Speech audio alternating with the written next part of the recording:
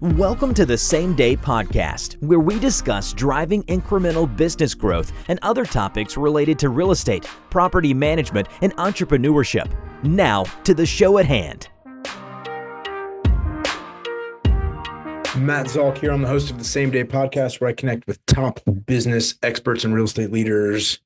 Past guests include Brooke Reuter talking about contract for deed versus lease to own options, Scott Reeves of First National Bank of Kuwaita talking about commercial banking options, and I have also spoken with Jorge Sanchez of GM Rain Management discussing how to take water away from your foundations to ensure the integrity of the structure above it.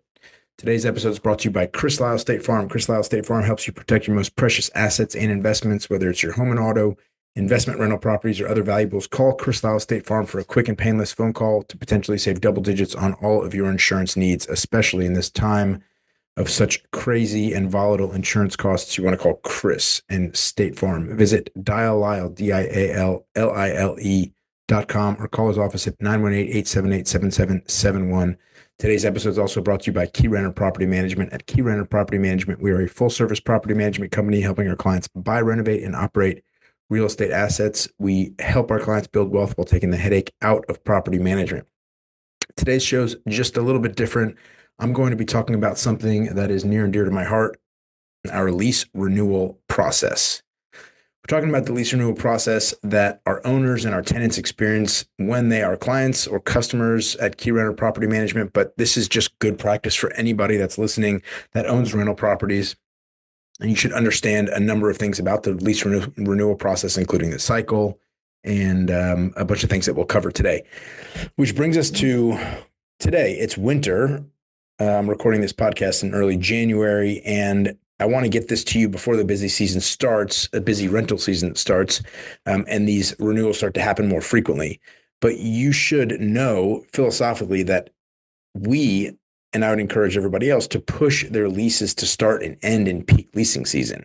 In most of our markets, that's during the spring and summer months, but it could be different in your market. I know in Miami, they kind of lease through the winter. And in California, I'm sure that leasing happens throughout the year because there's not such volatile changes in weather throughout the year.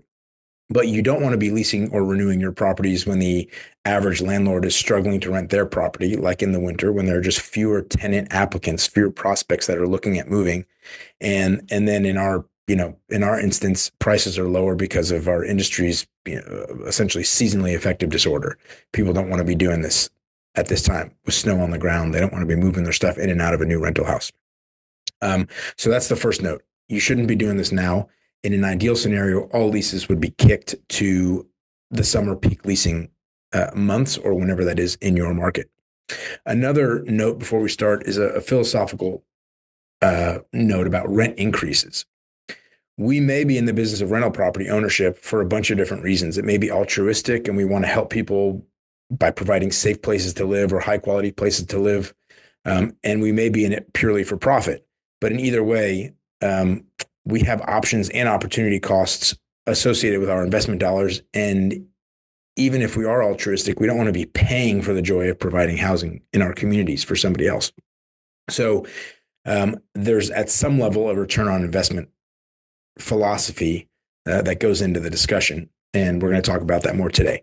But generally, if we talk about renewals, which is the topic of today, there's the discussion of whether or not to renew a good tenant at a increased rental rate. In other words, should we leave them flat for a number of years, or should we raise their rent every year when their lease renewal comes up? And that takes aside for a second the notion that you would sign a new lease every year versus letting them go month to month per the Oklahoma Landlord Tenant Act. There's statutes that dictate or govern, I should say, the terms and conditions of a lease after it's technically expired, but that's a subject for a different day. Let's take the discussion of whether to renew at a higher rental rate, monthly rental rate. And I had a discussion yesterday during a real estate investment lunch that I was part of, and the owner of a rental property was saying that he had rented the property to a couple during COVID when times were a little bit tough. And the rent was $1,200, and the rent should now be $1,450 if you look at rental comps, but he had kept it at $1,200 all this time. So rent was flat for 3 years. He wanted to keep the tenant, but he wanted to know how to raise rents. And so I was thinking, if we just do the math, on the one hand, if you lose the tenant at $1,200 and it takes you 6 weeks to make the property ready and to get it leased again, you've lost $1,800 in rent. And the make ready could be another $3,000 or $4,000 when all said and done. So if you now lease the property for $250 more at market rent of $1,450, you basically, it takes you 7 months or so to recoup that lost rent that you would have gotten at $1,200 over 6 weeks. But if you take into account the make ready costs, it's almost 2 years in the new higher rent to make up for the lost rent lost rent and the make ready costs that you forwent when you allowed that tenant to leave. So that's on the one hand. On the other hand, if you do nothing, it means that your net income is declining every year and your return on investment is declining. And so if your rent stays at $1,200, but your property taxes increased $20 a month, you're now making $20 net less every month. If your insurance costs are going up, which they are in Oklahoma, and I think they are everywhere, but Oklahoma has been particularly badly hit by insurance cost increases because of the Father's Day storm 2 years ago that we had, et cetera. So you're also making less and less money every month. So not raising rent is really a problem because, again, if we go back to the philosophy of we're all here to have some return on investment, your return on investment is now decreasing as a result of you not raising the rents. The other thing is every year, the tenant, any resident, you and your own primary residence or a tenant with pets or anything else, they're doing damage to the house. There's a little scuff in the sheetrock. There's paint that needs to be redone. There are doors that squeak. There are roofs that age. There are HVAC equipment and plumbing equipment that age. There's all this deferred maintenance, and you're not recouping that in your cost of ownership. You're not recouping the cost of ownership in the rent if you're not raising the rents, because every year, if you've replaced an HVAC system in the last 5 years, you know that it goes up every single year. These costs go up with inflation every single year. So, for example, we have a property that needs a $4,000 sewer line repair.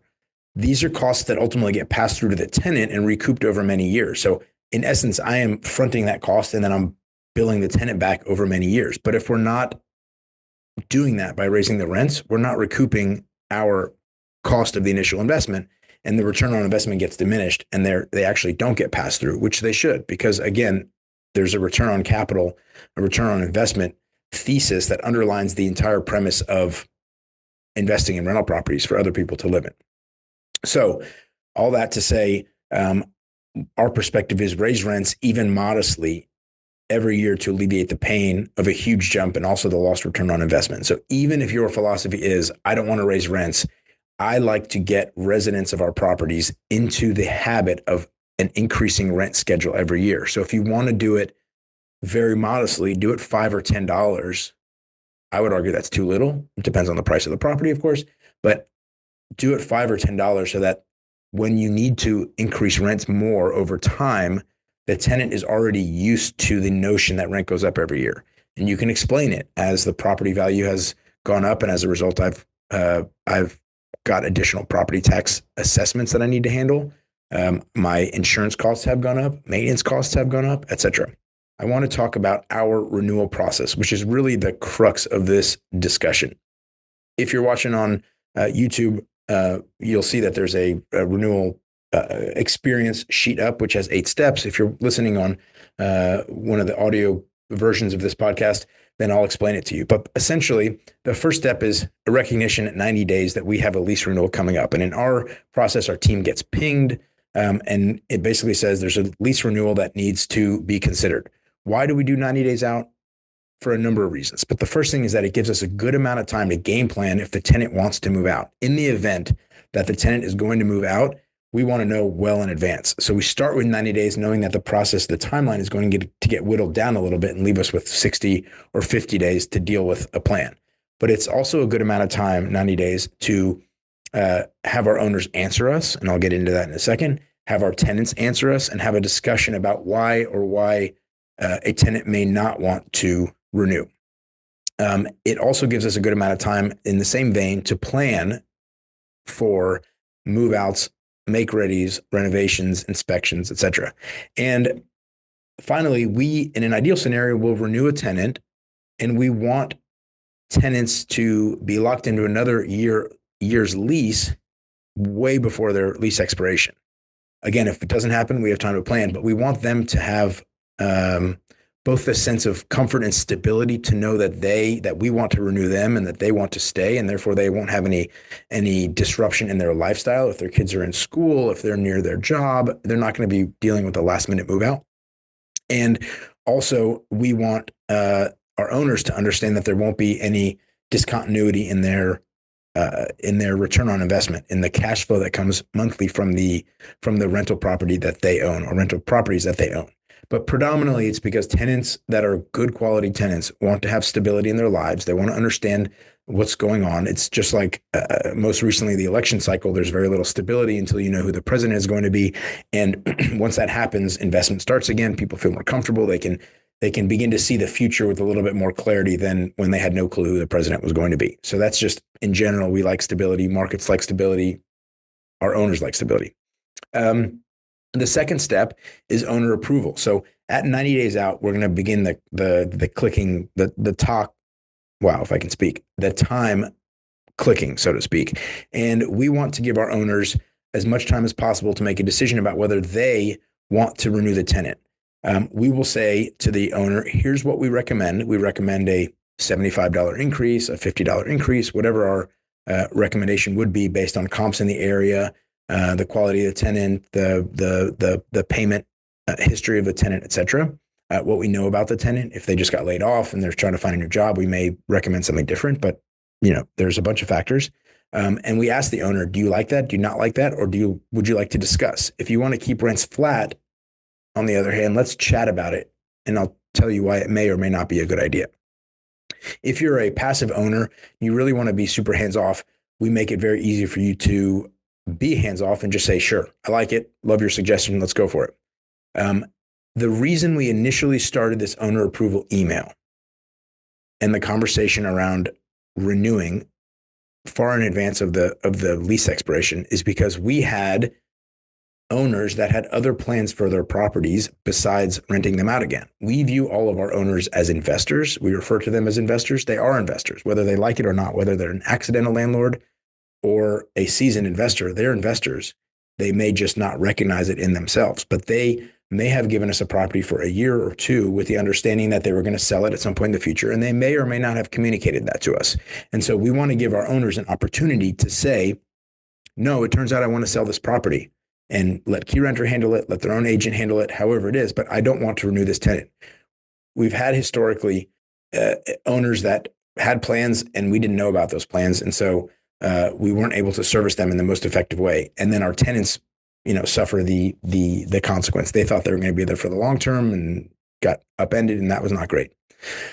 The third step in our process, if you're following here on Zoom, is the renewal experience, I should say, is the tenant approval. So if we agree with the owner that the rent rate has gone from 1,000 to $1,030, for example, we want to give the tenant a chance to say yes, no, or I want to discuss it with somebody and have a more in-depth conversation.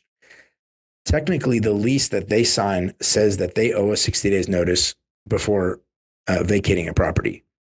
However, nobody wins if they forget to do this or if they haven't read the lease in a while and they don't give us any advance notice. So we want to support them in fulfilling their lease and making good on the terms of their lease. And finally, we have more support to charge them a late renewal notice. So if they give us 30 days notice, that puts us in a jam and we can charge them for an extra month of rent. And we can support that if we need to. We can defend that if we've been attempting to contact them on multiple fronts in support of doing what the lease says and being compliant with the lease. So if we give them 60 days notice and we say to them, hey, we'd like you to renew. Would you like to renew at this price? And they say yes, great. If they say no, we can ask them why. Are you moving to Dallas? Are you interested in downsizing, upsizing? Did you, add a family member? Tell us a little bit about the situation. If it's just about the rent price, then we can talk to them about the rent price and come to a negotiated agreement to keep them in the home, which is when everybody wins. But we want to give them enough time so that they can be compliant with their lease. And we have, again, back to the timeline, we have notice of what we're going to do next in terms of the property. Are we making it ready, doing an inspection, et cetera, or are we signing another lease? The rest kind of follows on very easily. If they like the lease and we like the lease and the terms associated, then we're going to just make sure that the tenant is, has been compliant with payment, hasn't needed rental assistance in the past, or, if they have, they've been communicative about it. All the things that we want from good tenants. The property should be in good condition, et cetera, et cetera. We have oftentimes, just excessive work orders from tenants who are very, very picky. And we like those tenants who are excessively picky about their home to go find a home to live in that they own, because then they can handle all those things on their own. So we're going to take a lot of that stuff into consideration. And then, prior to the 60-day mark, we're going to have all this buttoned up so that we know that the next step is going to be a lease drafting in an ideal scenario. Step number 6, we're going to draft the lease with the new terms of the lease, any changes that have been made to the lease that we review every year. And we're constantly making small tweaks and changes based on landlord-tenant law and based on other factors. And so we're going to send them the new lease. We're going to sign it, and we're going to update their property account in AppFolio, in our software that we use. That way, again, everybody knows very far in advance of the expiration of their current lease what is going to happen next.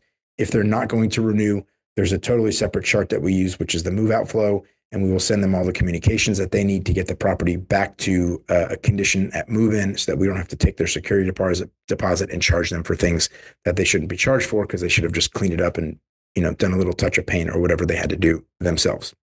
In an ideal scenario, 60 days out or 50 days out from their lease expiration, they have certainty and we have certainty about what is going to happen with that property. It's going to be them at a higher rate, living continuously in the property with no disruption.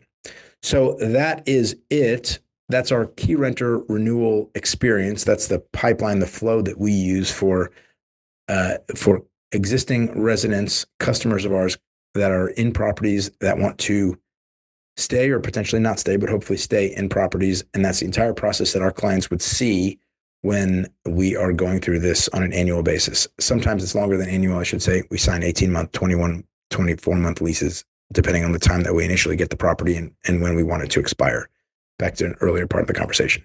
But that's it for now. Thanks for watching. Hope you learned something, and stay tuned for more of these types of shows. Thanks for listening to the Same Day Podcast. Tune in to a new show each week and be sure to subscribe to get future episodes.